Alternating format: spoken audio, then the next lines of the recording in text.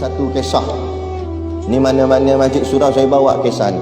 Sebab kisah ni memberi impak dan kefahaman yang sangat mendalam pada saya lah. Ada satu orang ulama, dia dilantik oleh sultan menjadi penasihat agama di raja, di sebuah kerajaan. Dia dilantiklah sebab dia orang alim, jadi penasihat agama.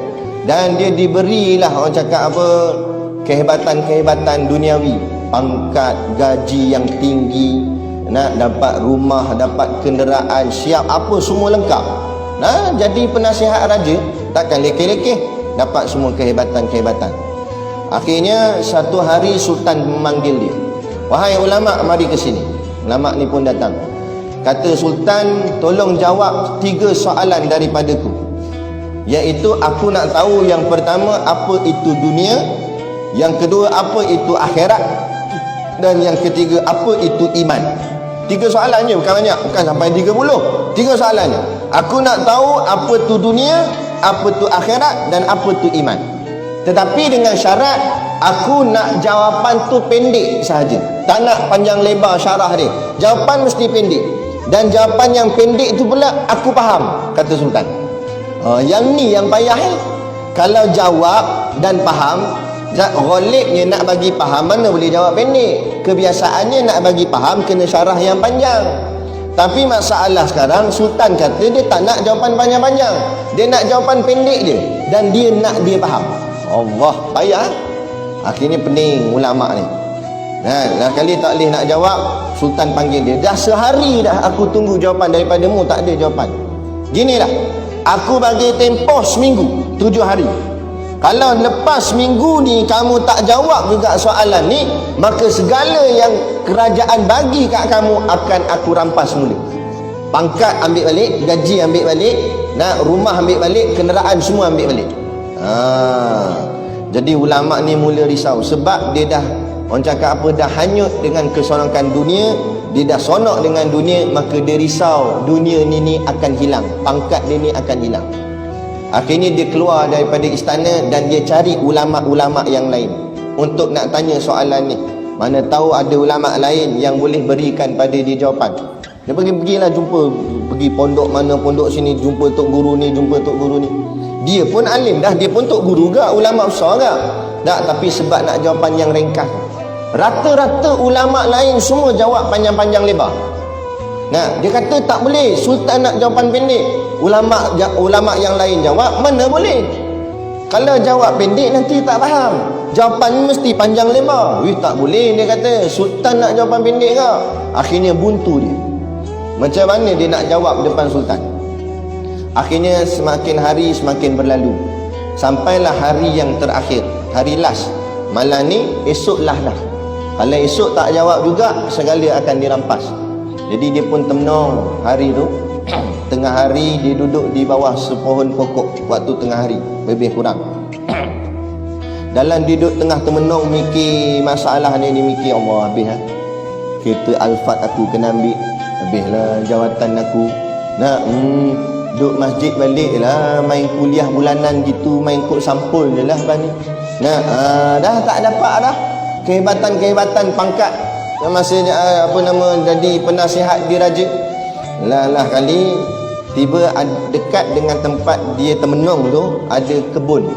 Ada satu orang pakcik sedang mengusahakan kebun dia. Jadi pakcik tu pun perasan, pakcik tu panggil dia, "Nak mari sini. Makan dah belum? Nampak murah macam ni." Dia kata, "Tak makan lagi." "Macam mana nak makan? Saya ni dibelenggu dengan masalah yang sangat besar."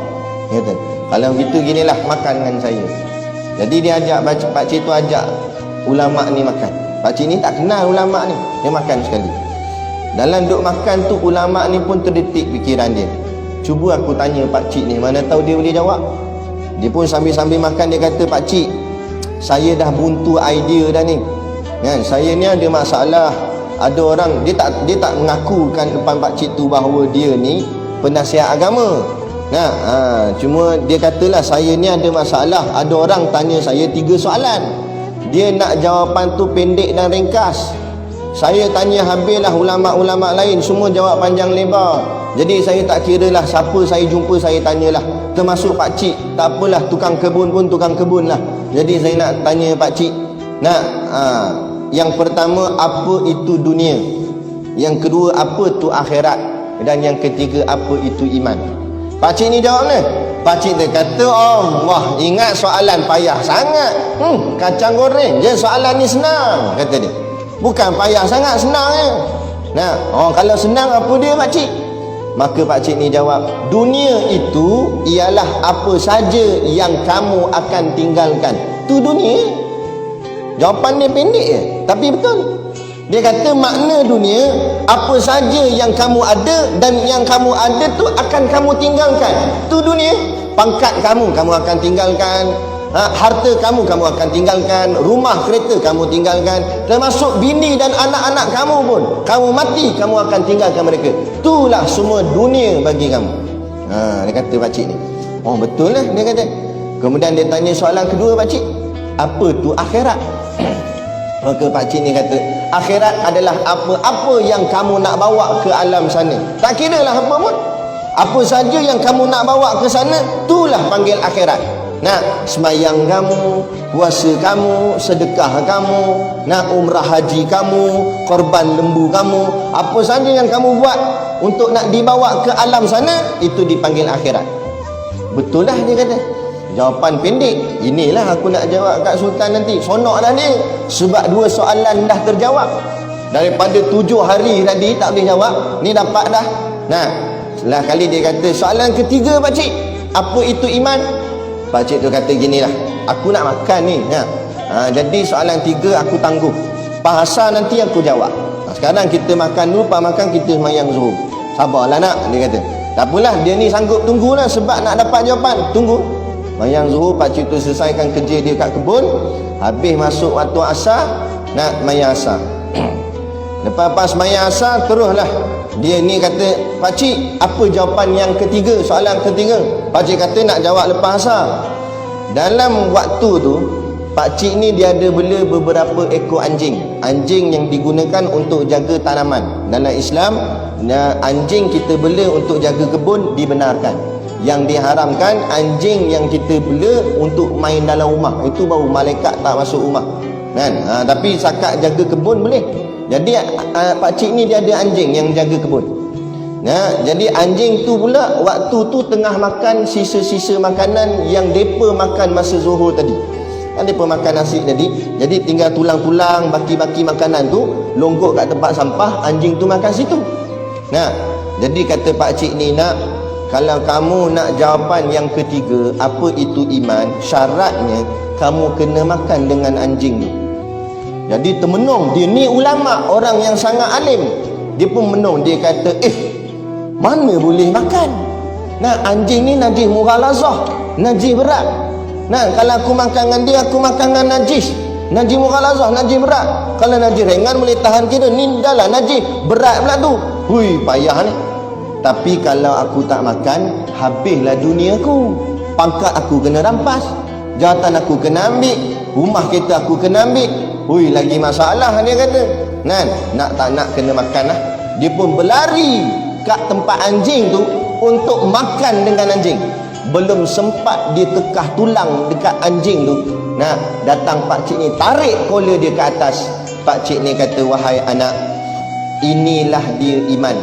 Orang kalau ada iman, dia sanggup hilang segala pangkat jawatan dunia dia demi nak menyelamatkan iman dia kerana takut melanggar perintah Allah. Tapi orang kalau tak ada iman, dia sanggup hilang iman dia dan dia buat apa yang Allah larang kerana nak selamatkan dunia dia. Inilah dia, termenung ulama tu. Pada hadir ulama dah. Tapi bila dalam hati melekat hubbud dunia, cinta dunia, inilah yang Nabi kata, hubbud dunia ra'sun kulli khati'ah. Cinta dunia kepala segala kejahatan. Kalau ulama pun boleh tertewas dengan dunia, apatah lagi kita orang biasa. Sebab tu jaga-jaga. Pentingnya mengaji dan juga beramal.